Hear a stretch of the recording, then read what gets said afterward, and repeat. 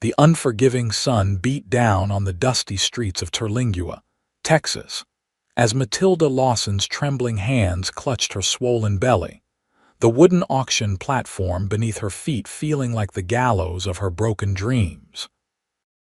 At 22 years old, she never imagined she would end up here pregnant, alone, and being sold to the highest bidder to cover her late husband's gambling debts.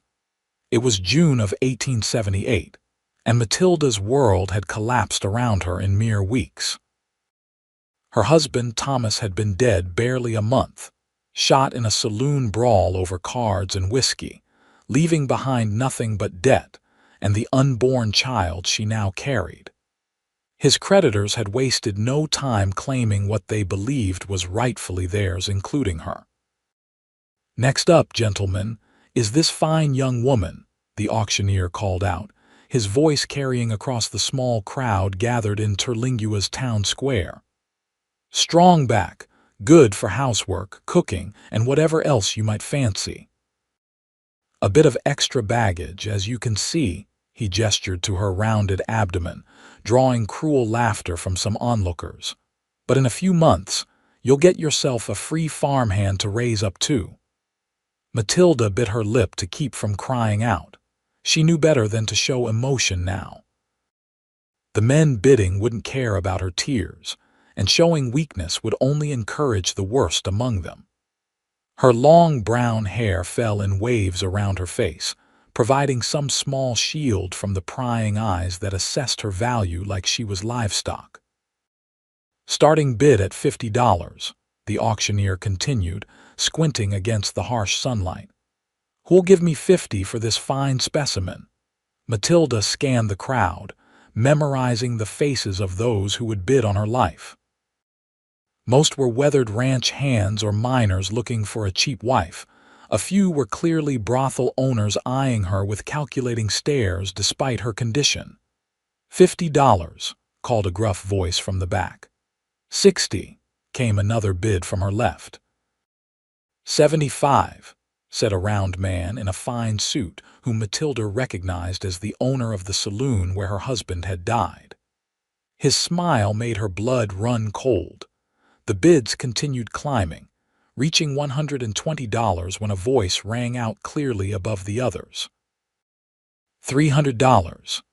The crowd parted, murmurs rippling through the onlookers as a tall figure strode forward. Matilda's eyes locked onto the newcomer, a cowboy she had never seen before. He wore dusty trail clothes, a worn leather vest over a faded blue shirt, and his face was partially shadowed by a wide-brimmed hat. Unlike the others, he wasn't leering at her. His gaze was steady and direct. "Well now," the auctioneer stammered, clearly shocked by the bid that more than doubled the previous offer. $300 from the gentleman in the back. Do I hear 320? The saloon owner scowled but shook his head. No one else spoke up, going once, going twice. The auctioneer raised his gavel, eyes scanning the silent crowd. "Sold to the gentleman for $300. As the cowboy approached to claim his property, Matilda steeled herself. Would he be better or worse than the others? It hardly mattered now. The cowboy stepped up to the platform, and for the first time, she saw his face clearly, strong jaw covered in stubble, piercing blue eyes that held neither cruelty nor lust, and a small scar above his right eyebrow. He looked to be in his late 20s, with the weathered skin of someone who lived his life under the open sky. He handed the money to the auctioneer, then turned to Matilda. To her surprise, he didn't immediately grab her arm or order her to follow. Instead, he spoke in a low voice meant only for her ears. "Name's Ethan Xavier. I'm getting you out of here." Before she could respond, a voice called out from the crowd, the saloon owner again. "Hey, cowboy, you paying all that for damaged goods? That belly ain't carrying your seed." Several men laughed, but the sound died in their throats as Ethan turned to face them. His hand didn't move toward his holstered pistol, but something in his stance made it clear he would use it if needed. "That baby's mine to protect," he declared, loud enough for everyone to hear. "And any man who has a problem with that can settle it with me directly." No one stepped forward to challenge him. Ethan turned back to Matilda, offering his hand to help her down from the platform. "Can you walk, madam? My wagon's just down the street." Confusion and suspicion warred within her, but with little choice, Matilda accepted his hand and stepped carefully down. "Yes, I can walk," she replied, her voice barely above a whisper. As they moved through the dispersing crowd, Matilda felt the stares following them. Ethan kept a respectful distance, not touching her beyond their initial contact, but stayed close enough that no one would approach. "Why?" she finally asked as they reached a modest wagon hitched to two sturdy horses. "Why what, madam?" Ethan asked, helping her climb onto the wagon seat. "Why would you spend $300 on a pregnant woman you don't know? What do you want from me?" Suspicion edged her voice. Ethan climbed up beside her, taking the reins before answering. "I knew your husband, Mrs. Lawson. Not well, but enough to know you deserved better than being sold off like cattle." He clicked his tongue, urging the horses forward. "As for what I want, just to help, nothing more." Matilda studied his profile as they left the town behind, trying to read the truth in his words. She had learned the hard way that men rarely gave anything without expecting something in return. Yet something in Ethan Xavier's steady gaze and the set of his jaw made her want to believe him. "Where are we going?" she asked as the dusty streets of Terlingua faded behind them. "My ranch." "It's about 2 hours' ride from here. You'll be safe there." Matilda fell silent, one hand resting protectively on her belly. 5 months along, the child inside her was all she had left in the world. Or at least, it had been until this strange cowboy had appeared from nowhere, claiming her husband's child as his to protect. As the wagon rolled through the rugged Texas landscape, Matilda wondered what new life awaited her, and whether Ethan Xavier would prove to be her salvation, or just another disappointment in a world that had shown her little kindness. The journey to Ethan's ranch passed mostly in silence. Matilda was exhausted, the stress of the auction and the midday heat taking its toll. Occasionally, Ethan would point out landmarks or offer her water from his canteen, but he didn't press her for conversation. "There it is," he finally said as they crested a small hill. Below them stretched a modest ranch, nothing extravagant, but well-maintained. A 2-story wooden house stood near a large barn, with corrals for horses and cattle visible beyond. A small creek cut through the property, providing water and a line of cottonwood trees that offered blessed shade. "It's not much," Ethan said, almost apologetically, "but it's peaceful. Good place for a child to grow up." Matilda tensed at his words. "Mr. Xavier, I still don't understand what you expect from me if you think I'm going to be your wife or—" "No, madam," he interrupted firmly. "Nothing like that. I have a spare room. It's yours for as long as you need it.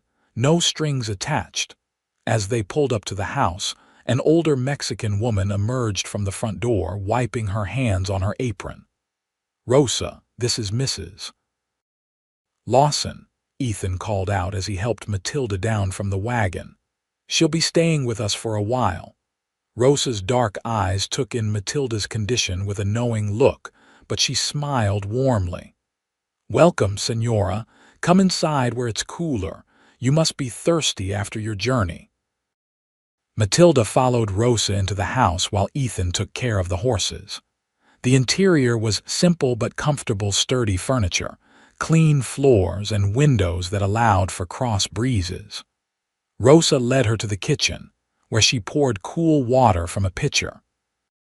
"The patron, he has a good heart," Rosa said as Matilda gratefully accepted the drink. "Too good sometimes, always bringing home strays." "Is that what I am, a stray?" Matilda asked quietly. Rosa smiled. We are all strays in this life, Senora. What matters is finding a safe place to land. She gestured to Matilda's belly. When is the bébé due? October, I think. Good, plenty of time to get you strong again. You are too thin for a mother to be. Before Matilda could respond, Ethan entered the kitchen. He'd removed his hat and washed the trail dust from his face, revealing hair the color of rich coffee. Rosa, is the blue room ready for Mrs. Lawson? She, patron. I put fresh linens this morning. Perfect. He turned to Matilda. I'll show you upstairs. You must be tired. Matilda followed him up the wooden staircase, her legs aching from standing at the auction block for hours. The second floor had 4 doors leading off a central hallway.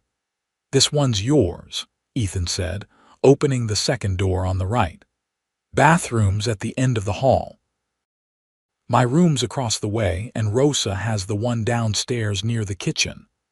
The bedroom was modest but comfortable, with a large bed, a dresser, and a rocking chair near the window that overlooked the hills beyond. It's very nice, Matilda said, not knowing what else to say. After the nightmare of the past weeks, this simple room seemed like unimaginable luxury. Rosa will find you some clothes. We can get proper things from town once you're settled. He hesitated at the door. Supper's at 6, but you should rest. Rosa can bring something up if you'd prefer. Matilda sat on the edge of the bed, suddenly overwhelmed by the unexpected kindness. Why are you doing this, Mr. Xavier? The truth, please. Ethan leaned against the doorframe, his expression somber. Your husband saved my life once, about 2 years back. Bar fight in El Paso turned ugly. He didn't know me, had no reason to step in, but he did. Took a knife meant for me. He touched his side unconsciously. When I heard what happened to him and then saw you up on that auction block. He shrugged. Figured I owed you both. Thomas never mentioned that, Matilda said softly. No reason he would. Like I said, we weren't friends, just 2 strangers whose paths crossed once. Ethan straightened up. Get some rest, Mrs. Lawson, you're safe here. After he left, Matilda finally allowed her tears to fall. For the first time since Thomas's death, she cried openly for her husband, for the child who would never know its father, for the humiliation of being sold like property, and for the unexpected salvation that had come in the form of this quiet cowboy with kind eyes. When she woke hours later, the sun was setting, painting her room in shades of gold and amber. A clean dress had been laid at the foot of her bed, simple but well made, and a basin of water with soap, and a towel sat on the dresser. After washing and changing, Matilda made her way downstairs, following the aroma of cooking food. In the kitchen, Rosa was stirring a pot of something that smelled delicious, while Ethan sat at the table cleaning a revolver. He quickly put it away when he saw her. Mrs. Lawson, feeling better? Yes, thank you. She hovered awkwardly at the doorway. And please call me Matilda, he nodded.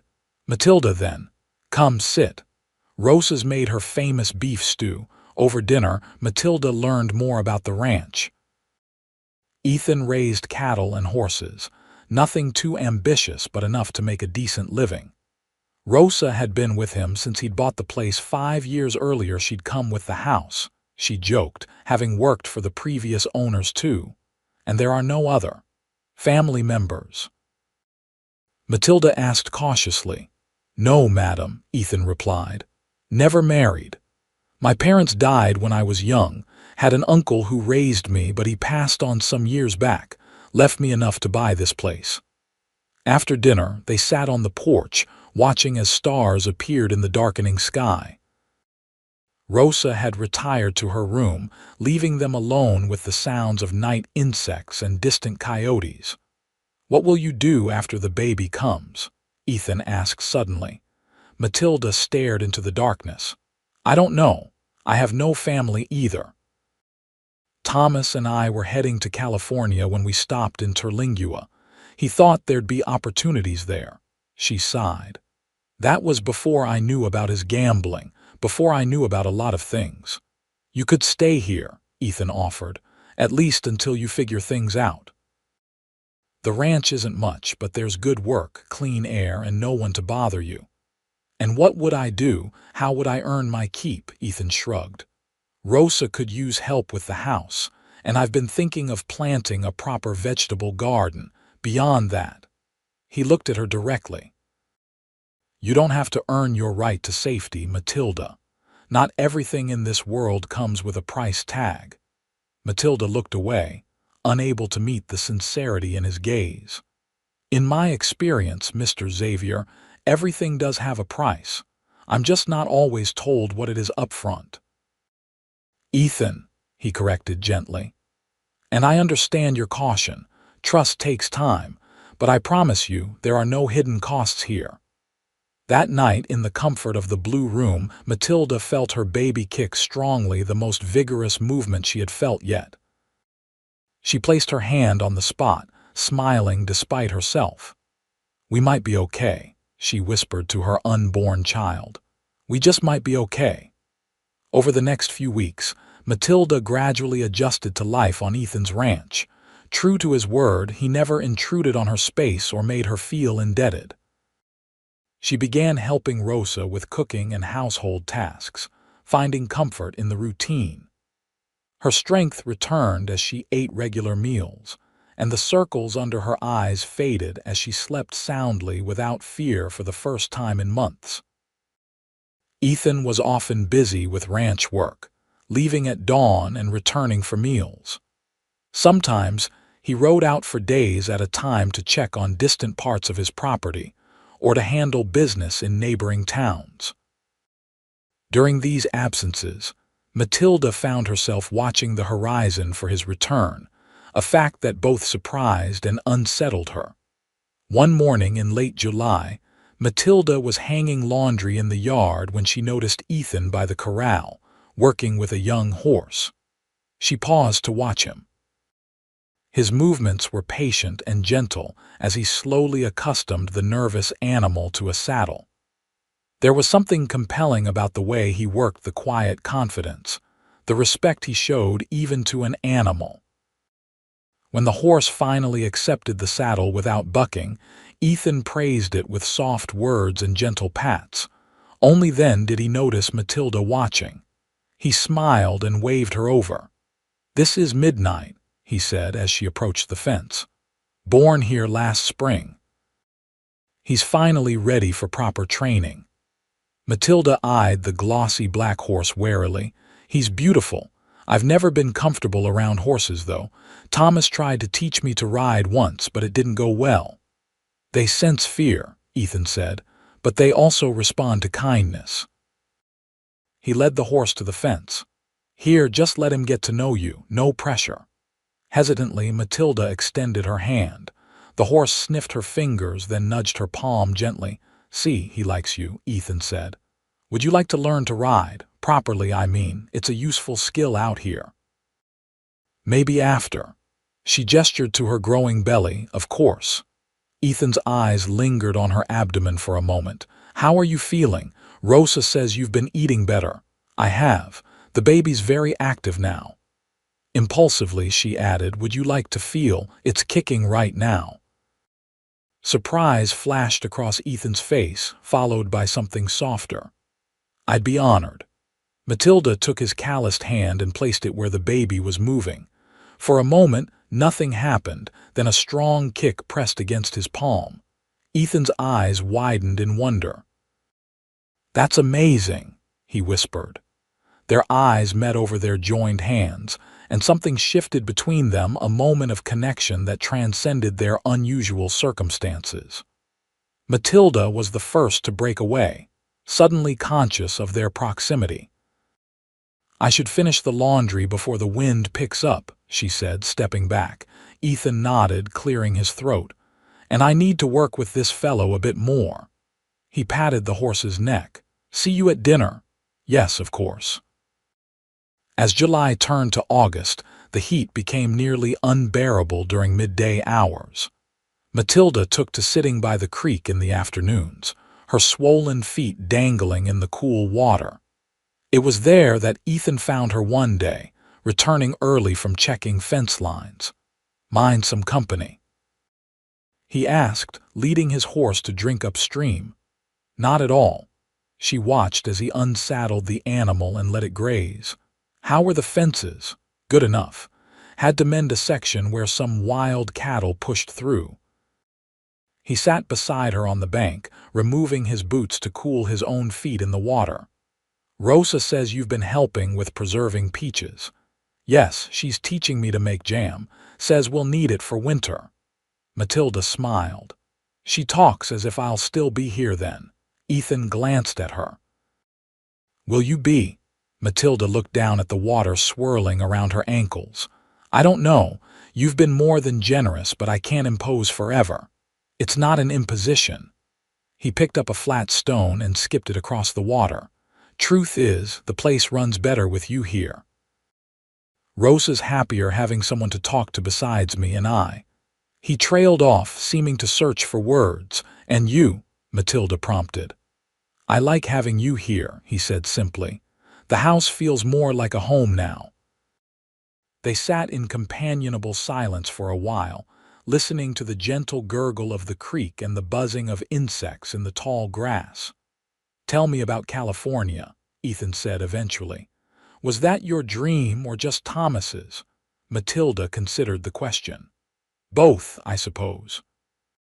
Thomas painted such a picture: orchards and vineyards, mild weather year-round, opportunities for anyone willing to work hard. She sighed. "But I think now it was just another gamble for him, another chance to strike it rich quick." "And what about you? What did you hope to find there?" "A place to belong," she answered honestly. "Somewhere to put down roots. I grew up moving from place to place. My father was a traveling preacher, never stayed anywhere more than a few months." She rubbed her belly absently. "I wanted something different for my own family, stability." Ethan nodded, understanding in his eyes. "That's why I bought this ranch. After years of drifting, working cattle drives and taking whatever jobs came my way, I wanted something that was mine, something permanent." "You've built something good here," Matilda said sincerely. "It's still missing pieces." Their eyes met again, and this time neither looked away immediately. "Matilda," whatever he was about to say was interrupted by Rosa calling from the house, announcing that dinner was ready. The moment broken, they gathered their things and walked back together, a comfortable silence between them. That night, Matilda lay awake thinking about their conversation by the creek. For the first time since Thomas's death, she was considering a future different from the one she'd planned: a future here, on this ranch, with Ethan and Rosa. The thought both excited and frightened her. She had trusted Thomas, believed in their future together, only to discover after his death that he had gambled away everything they owned and borrowed against money they didn't have. Could she trust again so soon? And more importantly, was she misreading Ethan's kindness as something more? August rolled into September, bringing slightly cooler temperatures and the first hints of autumn. Matilda's pregnancy advanced, making movement more difficult, but Rosa watched over her like a mother hen, ensuring she rested and ate properly.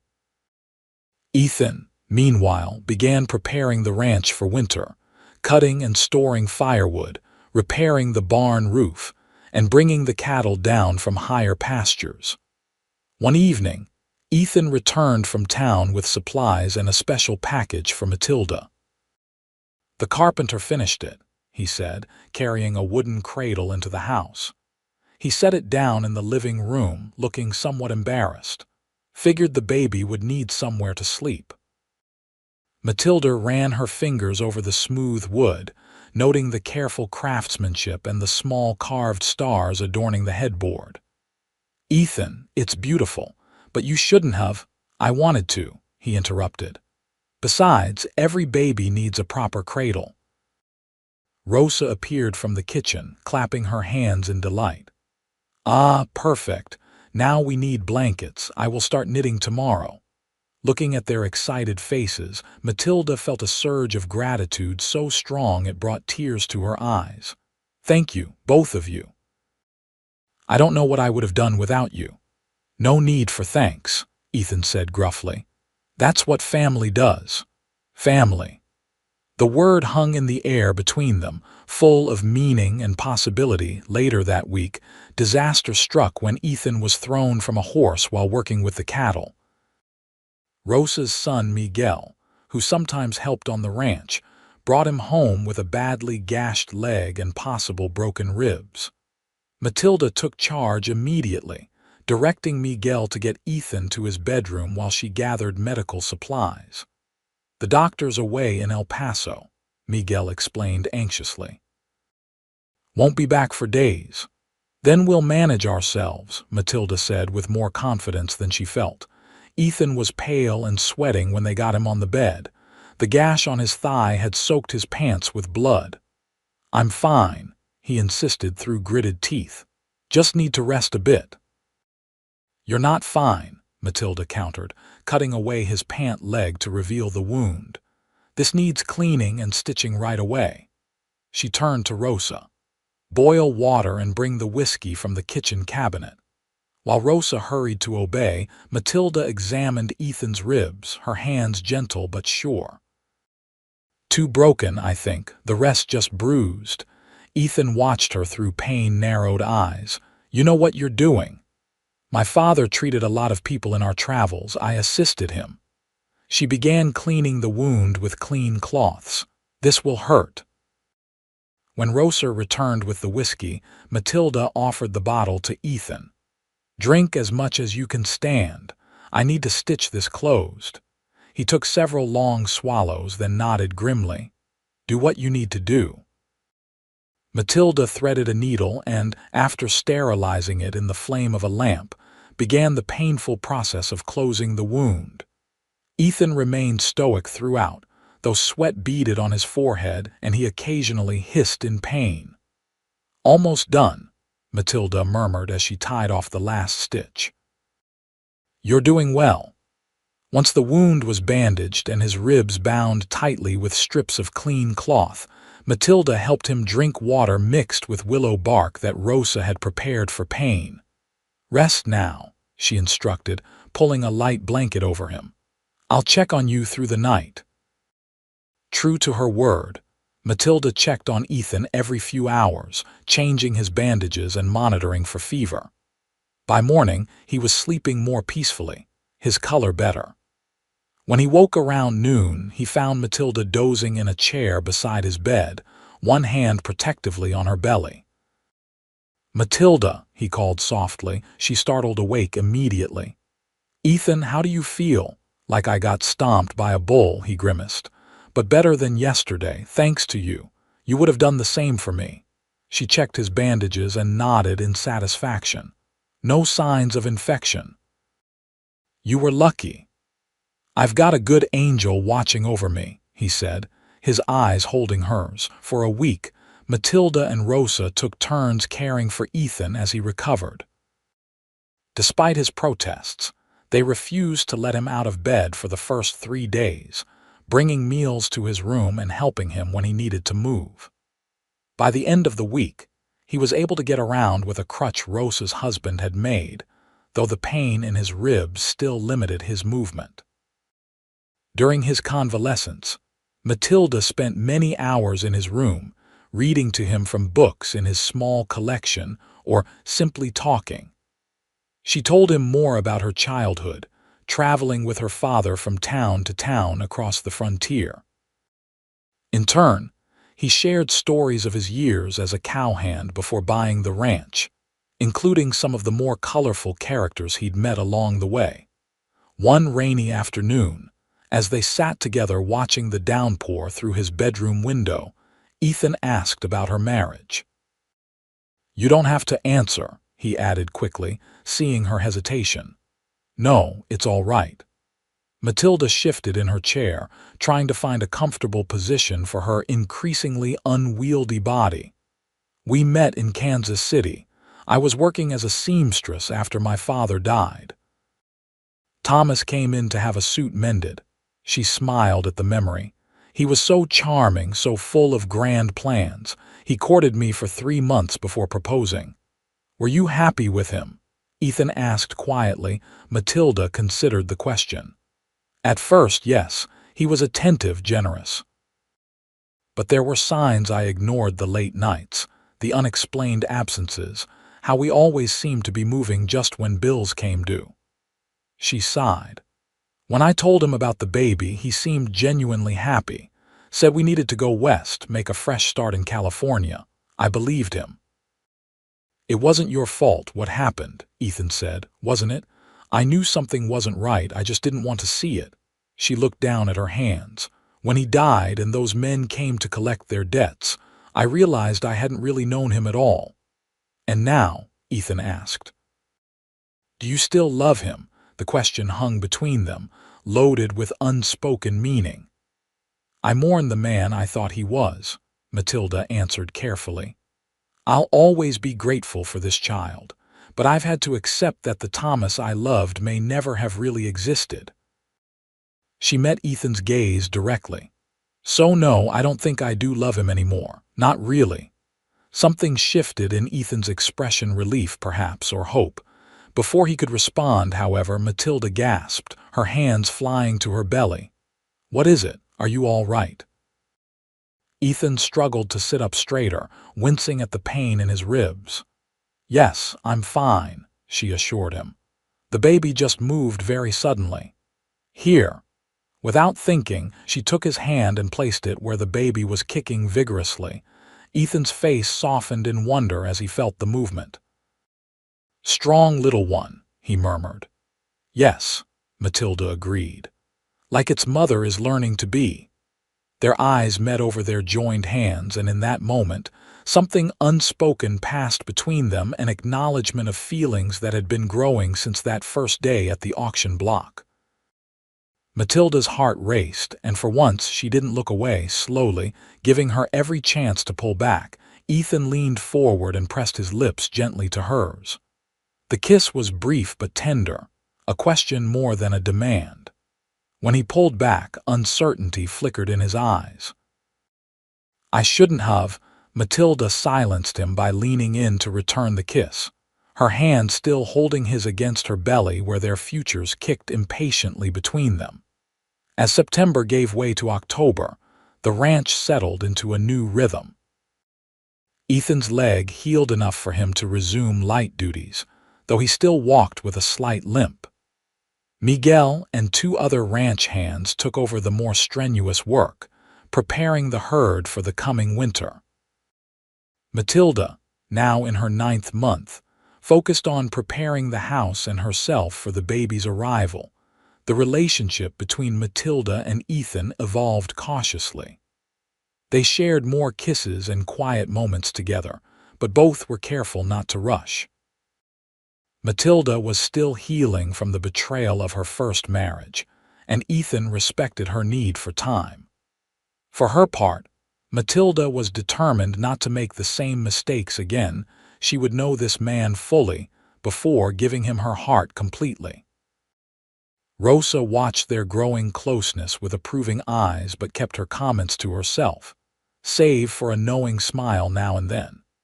She busied herself with preparing for the baby, knitting blankets and tiny clothes, and ensuring the house was stocked with everything they might need when the time came. One crisp October morning, Matilda woke with an unfamiliar ache in her lower back. She moved carefully through her morning routine, not wanting to alarm anyone, but by midday, the pain had intensified and begun to come in waves. She found Rosa in the kitchen, preparing lunch. I think it's time, she said simply. One hand braced against the doorframe as another pain washed over her. Rosa immediately took charge. To bed with you now. I will get everything ready and send Miguel for the midwife. She helped Matilda upstairs, calling instructions to the ranch hand who was chopping wood outside. What about Ethan? Matilda asked between breaths as Rosa helped her change into a clean nightgown. Miguel will find him after he gets the midwife. He rode to the north pasture this morning. Rosa settled Matilda on the bed, tucking pillows behind her back. First babies often take their time. He will be back before anything happens. But the baby had other ideas. Matilda's labor progressed rapidly, and by the time the midwife arrived 2 hours later, the contractions were coming hard and fast. "This little one's in a hurry," the midwife, Mrs. Bennet, observed as she examined Matilda. "Won't be long now." Matilda gripped Rosa's hand through another contraction. "Ethan, Miguel will find him," Rosa assured her again, wiping Matilda's brow with a cool cloth. "Focus on your baby now." The next hours passed in a blur of pain and exertion for Matilda. Mrs. Bennet and Rosa coached her through each contraction, their calm voices anchoring her as waves of agony threatened to sweep her away. The sun was low in the sky when Mrs. Bennet finally announced that it was time to push. "I can't," Matilda gasped, exhausted beyond measure. "I can't do it." "Yes, you can," Rosa insisted, supporting her shoulders. "You are the strongest woman I know. Push now." With a cry that seemed torn from her very soul, Matilda gathered her remaining strength and pushed. The world narrowed to this single purpose, this final effort to bring her child into the world, and then, suddenly, it was over. A new cry filled the room, the indignant wail of a newborn taking its first breath. Matilda collapsed back against the pillows, tears streaming down her face. "A boy," Mrs. Bennet announced, quickly cleaning and wrapping the infant. "A fine, healthy boy." She placed the swaddled bundle in Matilda's trembling arms. Matilda stared down at her son's tiny red face, overcome with a love so profound it felt like her heart might burst from it. "Hello," she whispered, tracing a finger along his downy cheek. "I'm your mama." The baby's cries quieted as he seemed to study her with unfocused eyes. His tiny hand escaped the blanket and wrapped around her finger with surprising strength. "He knows you," Rosa said softly, tears in her own eyes. "Already he knows his mother." Mrs. Bennet bustled around, cleaning up and checking Matilda for any complications. "Everything looks good," she pronounced. "You did wonderfully, Mrs. Lawson." A commotion downstairs announced Ethan's arrival. His footsteps pounded up the stairs and he appeared in the doorway, breathless and wide-eyed. "Am I too late? Is she—" He stopped abruptly at the sight of Matilda holding the baby. "Not too late," Matilda smiled tiredly. "Come meet him." Ethan approached the bed cautiously, his eyes never leaving the small bundle. Rosa and Mrs. Bennet discreetly left the room, closing the door behind them. "A boy?" he asked, his voice husky with emotion. "Yes." Matilda shifted the baby so Ethan could see his face. "Would you like to hold him?" Ethan hesitated, then carefully took the infant in his arms. His large hands looked enormous against the tiny swaddled form, but he held the baby with instinctive gentleness. "He's perfect," he murmured, awe in his voice. The baby yawned, causing Ethan to chuckle. "Strong lungs too, I bet." "The strongest," Matilda confirmed, watching them together with a full heart. Ethan returned the baby to her arms, then sat on the edge of the bed. "I'm sorry I wasn't here." "You're here now." She reached for his hand. "That's what matters." He squeezed her fingers, his eyes suspiciously bright. "Have you thought about names?" Matilda looked down at her son. "I was thinking James after my father." "James," Ethan repeated. "It suits him." They sat together in comfortable silence, watching as baby James drifted to sleep in his mother's arms. Outside, the sun set in a blaze of orange and gold, painting the room in warm light, a fitting welcome for a new life on this day of beginnings. Later that evening, after Matilda and the baby had both been tended to and were resting comfortably, Ethan returned to the bedroom with a tray of food Rosa had prepared. "You need to eat," he said, setting the tray on the bedside table. "Rosa's orders." Matilda smiled, shifting carefully to sit up straighter against the pillows. James slept peacefully in the cradle Ethan had commissioned, placed right beside the bed. "She's right, as usual." Matilda accepted the bowl of hearty stew Ethan offered. "I'm famished." As she ate, Ethan moved the rocking chair closer to the bed and sat watching over both her and the baby. There was something different about him tonight, a calm certainty in his manner that hadn't been there before. "What are you thinking?" Matilda asked when she'd finished eating. "I'm thinking about the day I saw you on that auction block," he replied. "How scared you looked, how brave." "I didn't feel brave," she admitted. "I was terrified.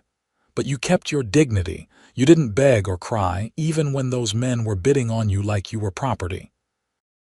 His eyes were intense. "I knew then that you were someone special. Is that why you bid on me? Because I didn't cry, partly, and because I couldn't stand the thought of you going to any of those men." He leaned forward, resting his elbows on his knees. "But mostly it was something in your eyes.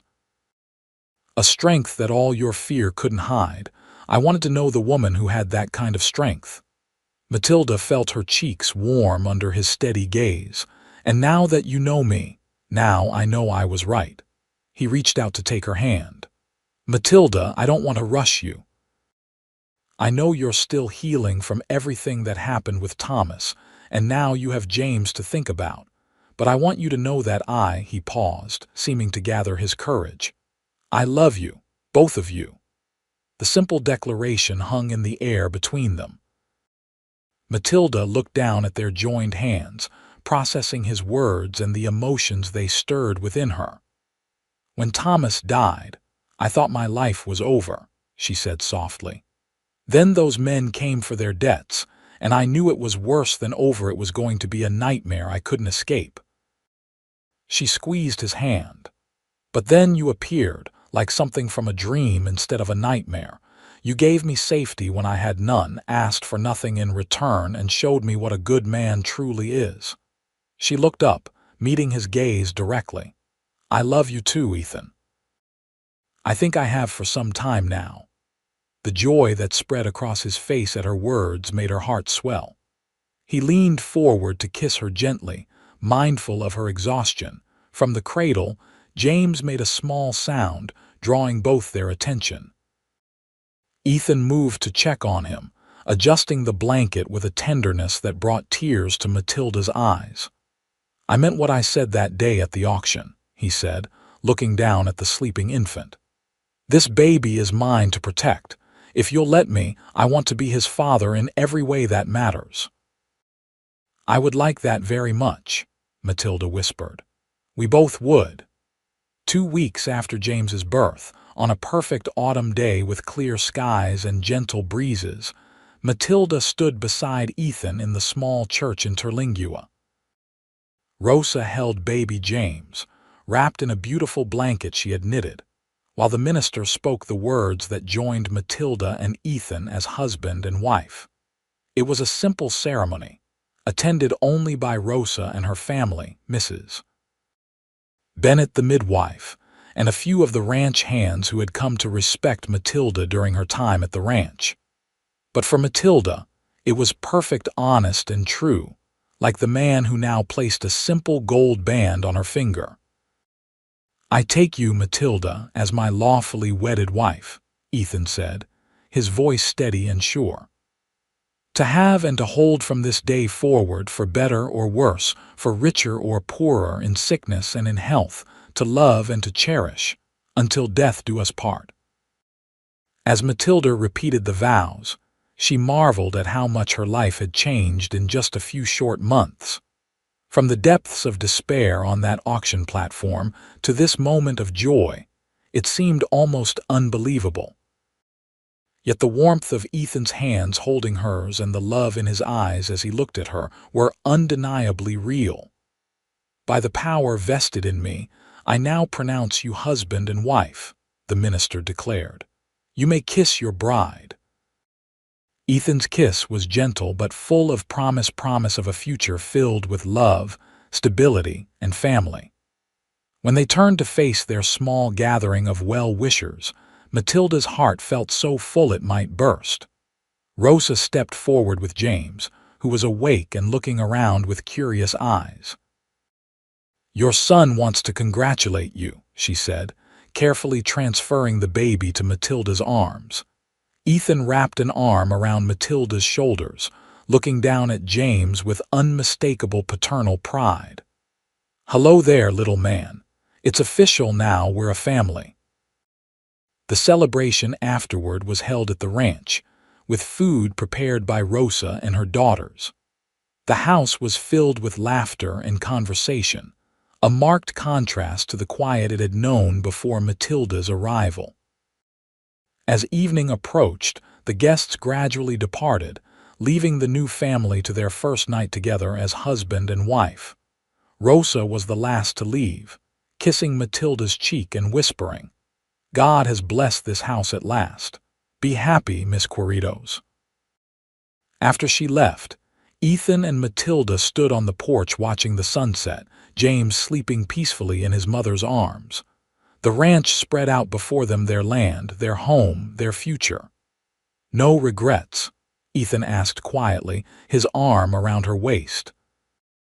Matilda leaned her head against his shoulder. "None. Everything that happened, even the worst of it, led me here. How could I regret that?" They stayed there until the first stars appeared, their silver light blessing the beginning of their life together.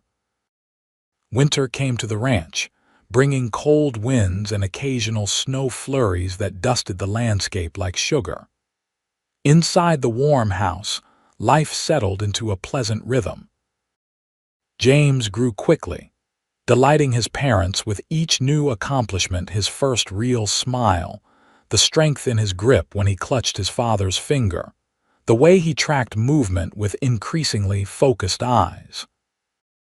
Ethan proved to be a natural father, as gentle with his son as he was with his most skittish horses.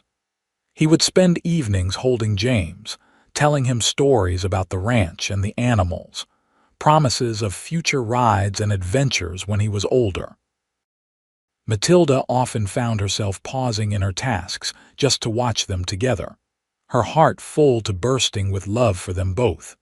Christmas approached, bringing with it Matilda's first real experience of a family holiday.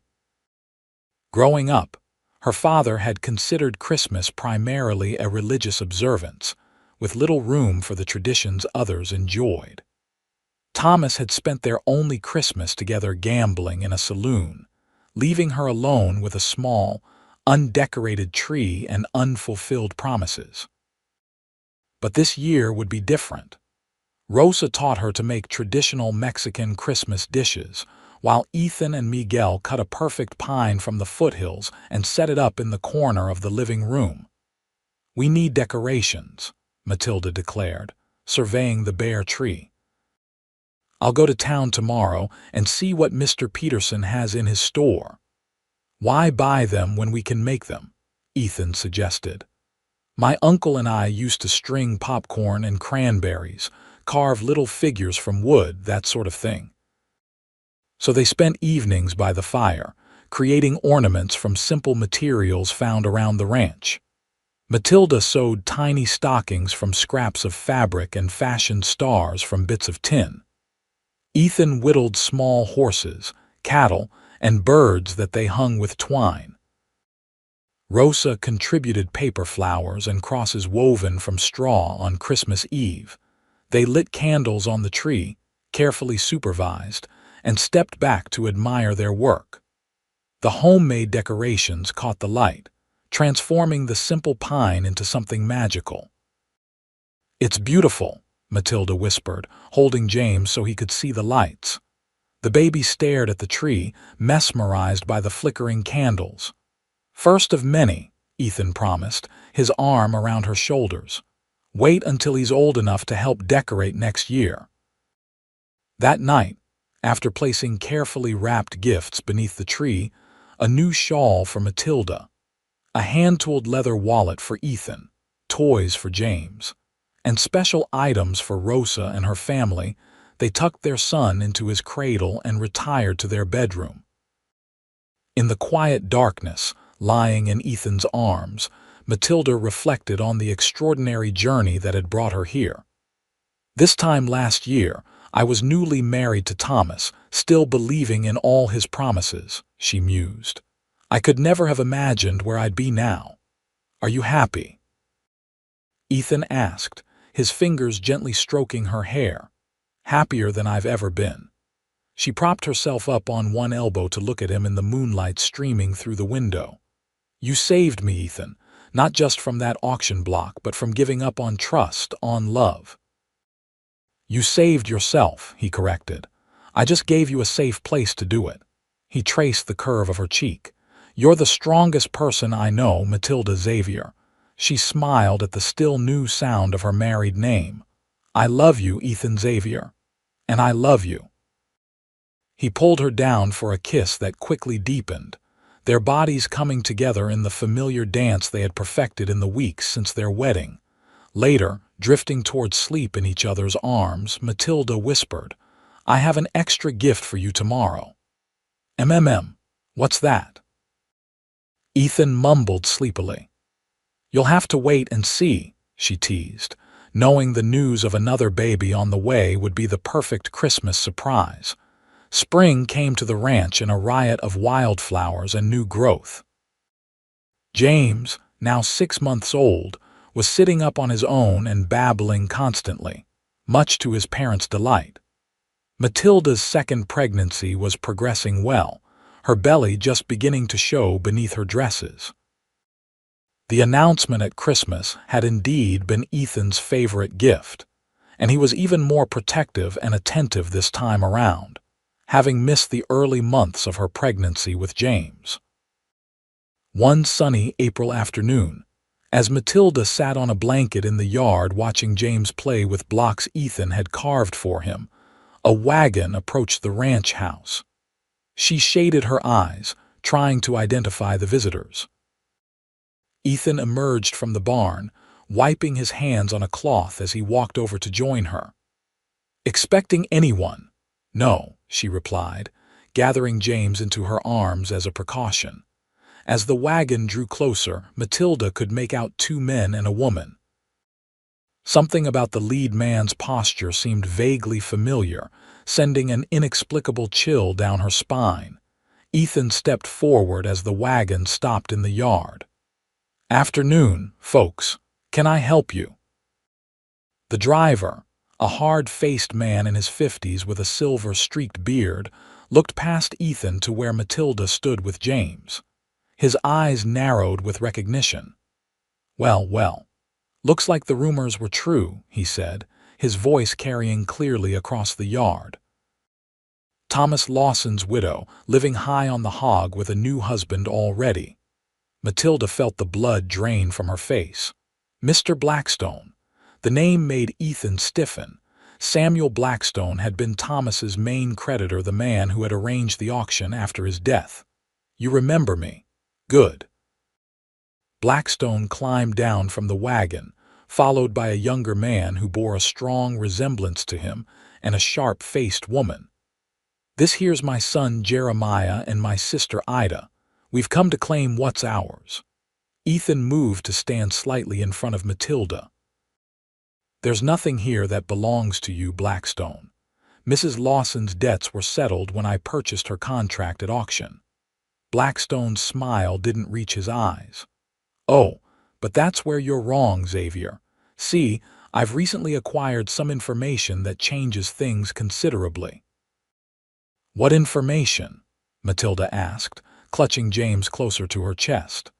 Thomas Lawson had valuable property that he kept hidden from his creditors, property that legally should have been used to settle his debts.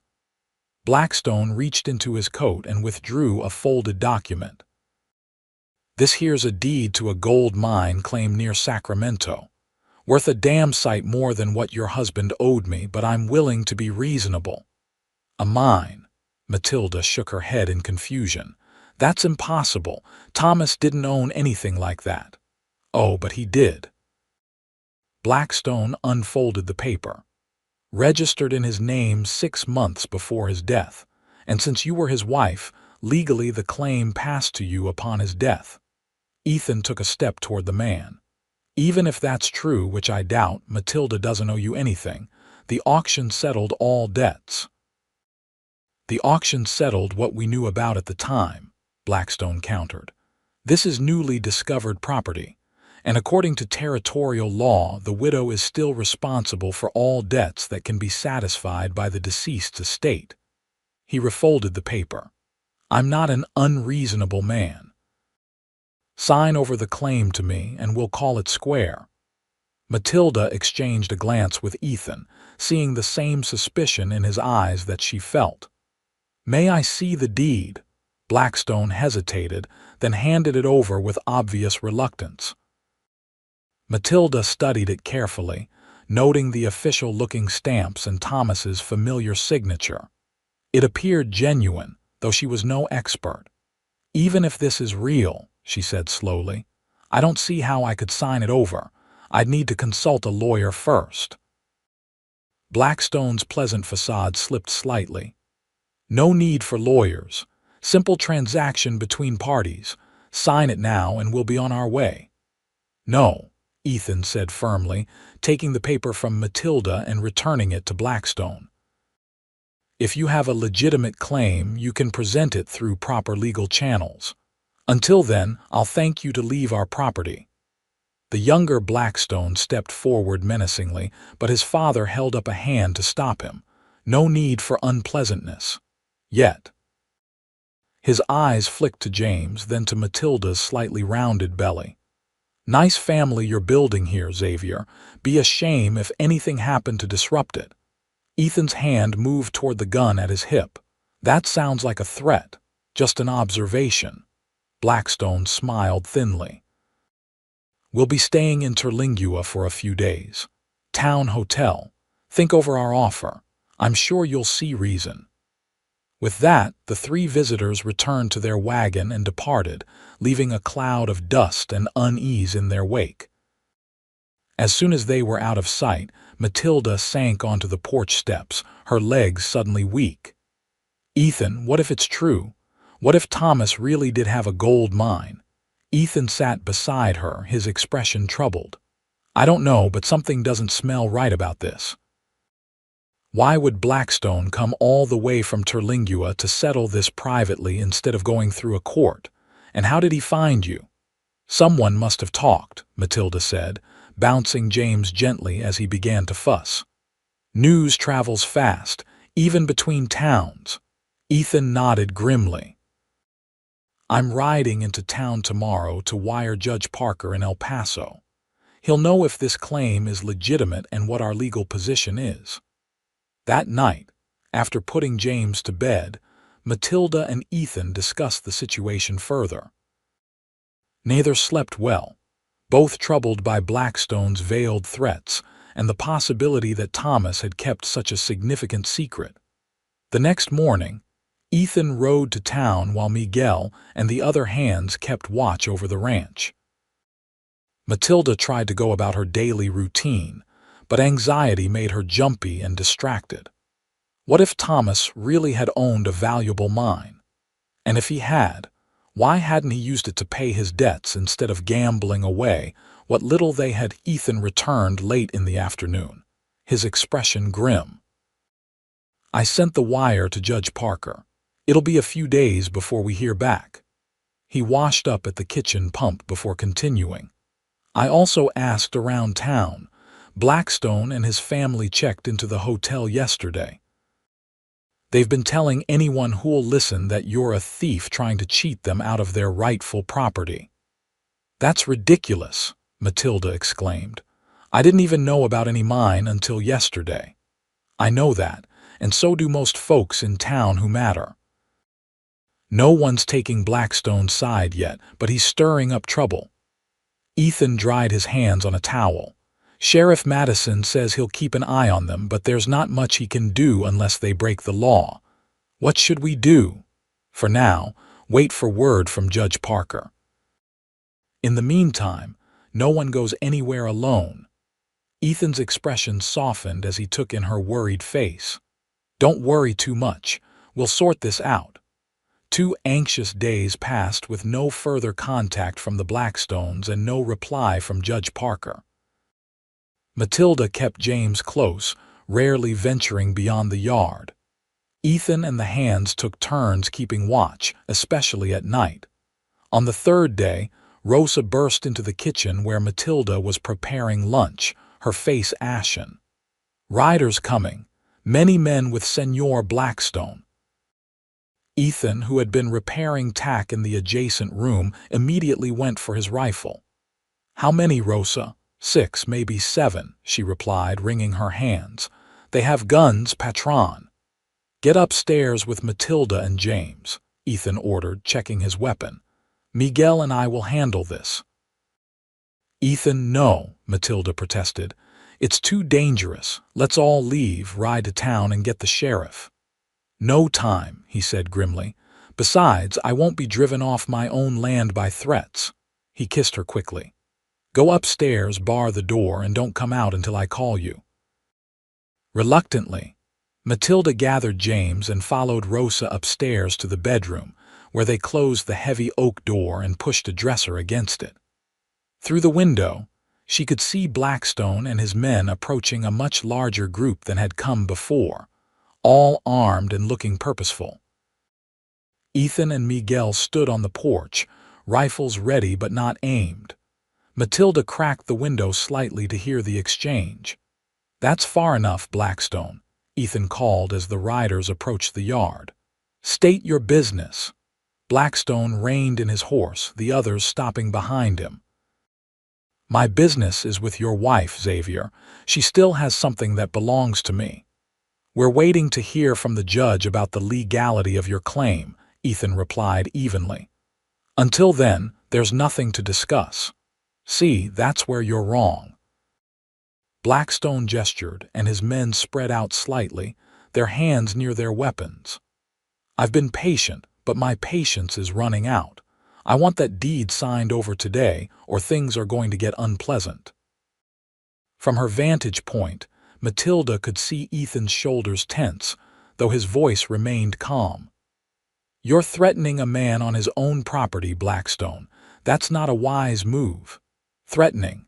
Blackstone's laugh was cold. No, just explaining the situation. Either the widow signs over what rightfully should have been mine months ago, or we'll take matters into our own hands. Before Ethan could respond, the thunder of approaching hooves drew everyone's attention. Sheriff Madison rode into the yard, accompanied by 3 deputies and, to Matilda's surprise, Judge Parker himself. What's going on here, Blackstone? The sheriff demanded, his hand resting on his holstered pistol. Blackstone's confident expression faltered slightly. Just having a discussion about a business matter, Sheriff. Nothing that concerns you.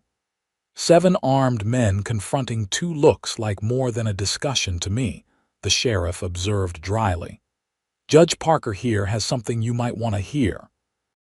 The judge, a dignified man in his 60s, urged his horse forward. Mr. Blackstone, I've received some interesting information regarding your claim on the Lawson mine. It seems the deed you're so eager to acquire has already been recorded as null and void. What? Blackstone's face flushed with anger. That's impossible. Not at all, the judge continued calmly. 3 months before his death, Thomas Lawson sold his interest in that mine to his partner, a Mr. Wells from San Francisco. The transaction was properly recorded in Sacramento. The deed you possess is worthless. Matilda gasped softly. This was the first she'd heard of any mine or partner. Had Thomas received money from this sale? If so, where had it gone? Below, Blackstone was sputtering in disbelief. No, that can't be right. I have the deed right here. A deed that was superseded by the sale. Judge Parker cut him off. Whether you were unaware of this fact or deliberately trying to deceive Mrs. Xavier is not for me to determine now. But I do know this. You have no legal claim on her or any property connected to her late husband. Blackstone's face contorted with fury. For a moment, it seemed he might order his men to attack despite the presence of the law, but after a tense silence, he spat on the ground. "This isn't over," he growled, then wheeled his horse around. "Mount up, boys."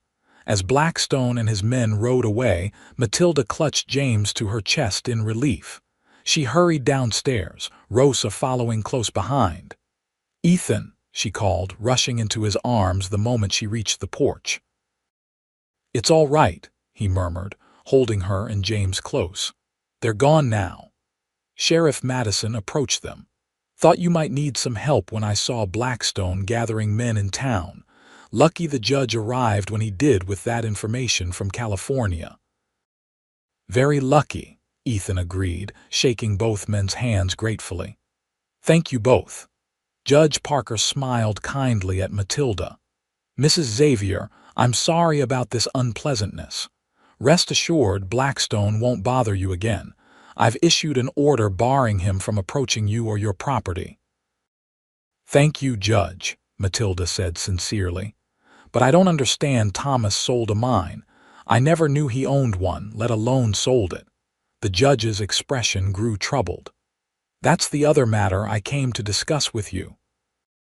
It appears your late husband received $15,000 for his share of the mine. The banker in Sacramento confirmed the funds were transferred to a bank in Kansas City 4 months before Mr. Lawson's death." Matilda felt as though the ground had dropped away beneath her feet. 15,000. But we were practically penniless when he died. Where did all that money go?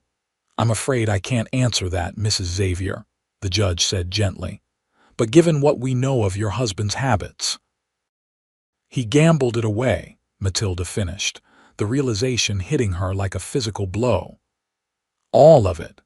Enough money to set us up for life, to provide for his child, and he gambled it away without ever telling me it existed."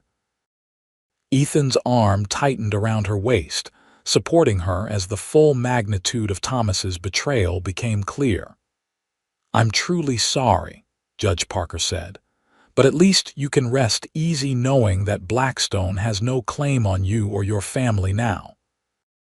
After the sheriff and judge departed, promising to ensure Blackstone and his associates left the area, Ethan led Matilda to the porch swing. They sat in silence for a while, James dozing in Matilda's arms, both processing the day's revelations. "I can't believe he had all that money," Matilda finally said, her voice hollow. "We were living in a one-room shack wearing patched clothes and all that time." "Try not to dwell on it," Ethan advised gently. "The past is past. What matters is that you and James are safe now and our future is secure." Matilda nodded slowly. "You're right, it's just, I thought I'd come to terms with who Thomas really was, but this—" She shook her head. "It's like losing him all over again, only this time it's the last illusions I had about our marriage." Ethan took her hand. "Sometimes the hardest ghosts to lay to rest are the ones we create ourselves, the images we hold of people that don't match who they really were." "When did you get so wise?" Matilda asked, managing a small smile. "Learned it from my wife," he replied, returning her smile. "She's quite extraordinary, you know." As the sun began to set, casting long shadows across their land, Matilda felt a sense of closure wash over her. Thomas and his deceptions were truly part of the past now. Her future with Ethan, with James, and with the new baby growing within her was what mattered. "I love you," she said simply, leaning her head against Ethan's shoulder. "I love you too," he replied, his arm secure around her. "Both of you." "All three of you," he corrected, his free hand gently touching her rounded belly. In that peaceful moment, with the immediate threat gone and the truth finally revealed, Matilda felt truly free for the first time since Thomas's death. not just free from debt or obligation, but free from the shadow of her first marriage and all its painful deceptions. As summer blossomed across the ranch, life settled back into its pleasant rhythm. The Blackstones had left the territory, warned by Judge Parker never to return. Matilda's pregnancy progressed well, her belly growing rounder as the baby within grew stronger. James celebrated his first birthday with a small party attended by Rosa's family and a few neighbors, delighting everyone by taking his first unsteady steps that very day. Ethan expanded the ranch operations, buying additional cattle and hiring 2 more hands. The future looked promising, with good rains ensuring lush grazing land and healthy livestock. For Matilda, watching her husband work the land he loved and their son grow more adventurous by the day, it was a time of contentment and anticipation. One hot August afternoon, as Matilda rested in the shade of the porch with James playing nearby, a lone rider approached the ranch. Unlike Blackstone's threatening arrival, this visitor came openly, at a leisurely pace that suggested no ill intent. Ethan emerged from the barn, wiping sweat from his brow as he walked over to join Matilda. "Expecting anyone?" "No," she replied, watching curiously as the rider drew closer. As the stranger reached the yard and dismounted, Matilda could see it was a woman middle-aged, well-dressed in traveling clothes, with a composed, intelligent face. She removed her riding gloves and approached the house with a tentative smile. "Mrs. Lawson," she called. "Or I suppose it's Mrs. Xavier now." Matilda exchanged a puzzled glance with Ethan before responding. "Yes, I'm Matilda Xavier. Can I help you?" The woman came closer, stopping at the foot of the porch steps. "My name is Eleanor Wells. My husband was Benjamin Wells, Thomas Lawson's business partner in California." Matilda straightened, immediately alert. "Mrs. Wells, please come up and sit. It's too hot to stand in the yard." She introduced Ethan, who nodded politely but remained watchful. Eleanor Wells settled into a chair, gratefully accepting the glass of lemonade Rosa brought out. "Thank you. It's been a long journey from Sacramento." "What brings you all this way, Mrs. Wells?" Ethan asked directly. The woman took a sip of her drink before answering. "I came to find you, Mrs. Xavier. When Judge Parker contacted my husband's solicitor regarding the mine, we learned of Thomas's death and your circumstances thereafter." She looked genuinely distressed. "I was horrified to hear what happened to you." "That's very kind," Matilda said cautiously, "but it's all in the past now." "Perhaps, but there's a matter that needs resolving." Eleanor reached into her reticule and withdrew an envelope. "My husband passed away 3 months ago, heart failure. Before he died, he had become concerned about the mine transaction with Thomas." "Concerned how?" Ethan asked, his posture tense. "Ben suspected Thomas might have been coerced into selling his share well below its value," Eleanor explained. "Thomas was in desperate need of funds gambling debts. Ben assumed, and Ben took advantage of that to purchase his half of the claim for less than it was worth. It bothered his conscience greatly in his final days." Matilda blinked in surprise. "But the judge said Thomas received $15,000. That seems substantial." "The claim was worth closer to $50,000 at the time," Eleanor said simply. "Its value has only increased since. Ben left instructions in his will to make amends." She handed the envelope to Matilda. "This is a bank draft for $20,000, representing the additional amount Thomas should have received, plus interest. It's yours now." Matilda stared at the envelope in shock, unable to speak. Ethan leaned forward, his expression skeptical. "That's very generous, Mrs. Wells, but why? You had no obligation to do this." Eleanor's smile was sad. "My husband built his fortune on being shrewd, sometimes ruthlessly so." but he was a good man at heart, and he wanted to die with a clear conscience. Making this right was important to him. She looked at Matilda directly. And when I learned what happened to you after Thomas's death, being sold at auction while carrying his child, I knew Ben had made the right decision. That money should have provided for you and your son.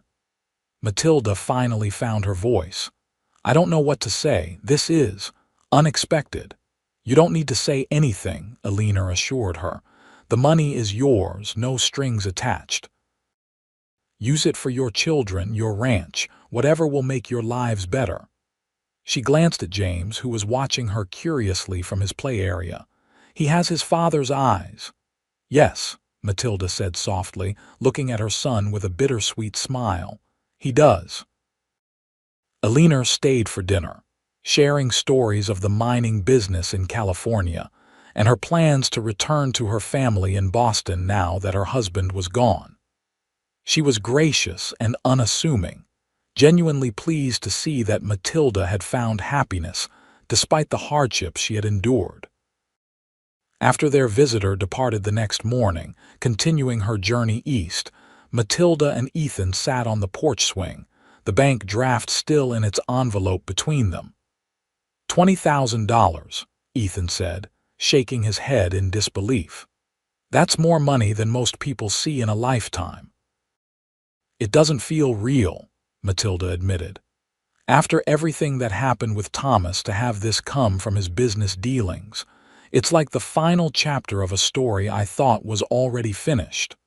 What do you want to do with it? Ethan asked. Matilda considered the question carefully. Some should go into a trust for James and the new baby. Education, their future needs. Agreed, Ethan nodded. And the rest? A slow smile spread across Matilda's face as an idea formed. What would you think about expanding the ranch, not just more cattle, but maybe breeding horses too? You've always said Midnight has exceptional bloodlines. Ethan's eyes lit up with enthusiasm. It would take time, investment, but with proper breeding stock and a good reputation. He grinned. Xavier Horse Ranch has a nice ring to it. It does, Matilda agreed, and perhaps a larger house too. Not extravagant, but with room for our growing family. I like how you think, Mrs. Xavier. Ethan pulled her close, his hand resting gently on her rounded belly. A fresh start, built on our own terms. Exactly. Matilda leaned into his embrace, feeling the steady beat of his heart against her cheek. Not Thomas's money or Thomas's plans, but ours. A future we create together. As autumn painted the landscape in golds and reds, Matilda gave birth to their second child, a daughter they named Alina Rose, honoring both Mrs. Wells and Rosa, who had become family in all but blood. Unlike James's hurried entry into the world, Alina's birth was calm and controlled, with Ethan present throughout, holding Matilda's hand and whispering encouragement. When the midwife placed the tiny, red-faced infant in Matilda's arms, she felt her heart expand yet again, this miraculous capacity to love another child completely without diminishing her love for James or Ethan. She's beautiful, Ethan murmured, gently touching his daughter's downy head. Perfect, just like her mother. James, now 15 months old and curious about everything, was brought in to meet his sister. He studied the baby with serious eyes, then patted her blanket gently, making both parents smile. That's right, James, Matilda said softly. This is your sister, Alina. You'll help us take care of her, won't you? The toddler nodded solemnly, as if understanding the responsibility being placed upon him. In the weeks that followed, as Matilda recovered and Alina grew stronger, plans for the ranch's expansion began to take shape. Ethan traveled to San Antonio to consult with a renowned horse breeder, returning with ideas and contacts. A well-respected architect visited to discuss designs for expanding the house, incorporating Matilda's wishes for a larger kitchen, more bedrooms, and a dedicated nursery. As Christmas approached once again, marking a full year since Ethan and Matilda had acknowledged their love for each other, the ranch hummed with activity. Construction on the house addition had begun, with the framework already in place. In the spring, the first new breeding mares would arrive, carefully selected for their bloodlines and temperament on Christmas Eve, with snow falling gently outside a rare occurrence in that part of Texas. The family gathered in the warm living room. James toddled around the Christmas tree, fascinated by the ornaments, while Alina slept peacefully in her cradle nearby. Rosa had gone to her daughter's home for the holiday, leaving Ethan and Matilda alone with their children for the first time since Alina's birth. "Happy?" Ethan asked, bringing Matilda a cup of hot cocoa as she sat watching the children. "More than I ever thought possible," she replied honestly. "Sometimes I have to pinch myself to believe this is really my life now." Ethan sat beside her, his arm around her shoulders. "Remember that day at the auction block, when I said the baby was mine to protect? Of course. It was the first moment I felt hope in weeks. I meant it, even then," he said quietly. "But I had no idea how much more it would come to mean that James would truly become my son in my heart, that we would have Alina, that we would build this life together. When Thomas died, I thought my story was ending," Matilda reflected. "I couldn't imagine a future beyond survival. But it wasn't an ending at all, just the closing of one chapter and the beginning of another." She looked up at him, her eyes shining. "A much better one." Ethan kissed her gently. "And we have many more chapters ahead of us, my love, many more." Outside, the snow continued to fall, blanketing the ranch in pristine white nature's way of marking endings and beginnings, the cleansing of the old to make way for the new. Inside, by the warmth of the fire, Matilda Xavier held her husband's hand and watched their children, her heart full of gratitude for the unexpected journey that had brought her here from the desperate woman on the auction block to the beloved wife and mother she had become. The baby who had once been mine to protect, in the words of a stranger, was now their son, secure in the love of both his parents. The ranch that had been a refuge was now truly home. And the future, once so uncertain, stretched before them like the Texas horizon, vast, promising, and filled with possibilities.